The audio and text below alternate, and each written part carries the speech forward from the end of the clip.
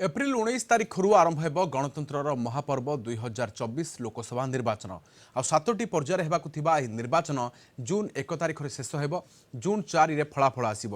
देशर कोटी कोटी मतदाता आगामी 5 वर्ष चयन करेंगे निज नियति एवं नेता।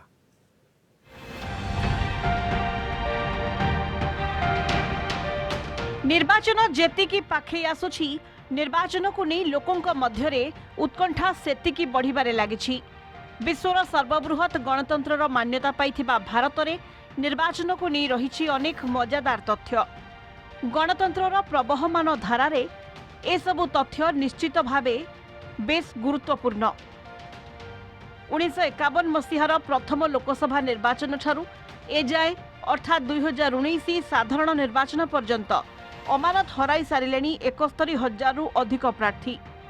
कौनसी निर्दिष्ट निर्वाचन मंडलीर समुदाय भोट मध्यरु 6 भागरु भागे भोट न पाइले प्रार्थीपत्र दाखल बेले जमा हेउथुबा अमानत टंका आउ प्रार्थी फेरी पांती नाही। सेही अमानत अर्थ सरकारी खाता को चली जाई थाए। प्रथम लोकसभा सप्तदश लोकसभा निर्वाचन पर्यंत निर्वाचन रे 91,160 प्रार्थी प्रतिद्वंदिता करथिले।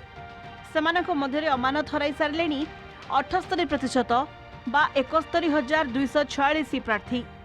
केवल 2019 साधारण निर्वाचन रे अमानत हराई 86% प्रार्थी। से बेले 1951 मसीहा साधारण निर्वाचन रे साधारण वर्गर प्रार्थी अमानत राशि 500 टंका थिबा बेले अनुसूचित जाति और जनजाति प्रार्थी 250 टंका थिला। एबे साधारण वर्गर प्रार्थी को 25,000 टंका अमानत राशि जमा करने को पड़ुवा बेले अनुसूचित जाति जनजाति वर्गर प्रार्थी को 12,500 टंका जमा करने को पड़ुछि।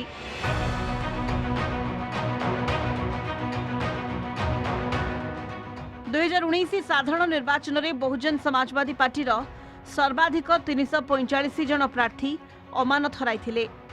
कांग्रेस 148, बीजेपी 51 और सीपीआई 41 जन प्रार्थी अमानत हराई निर्वाचन कमिशन को रेकर्ड रु जना पड़ी।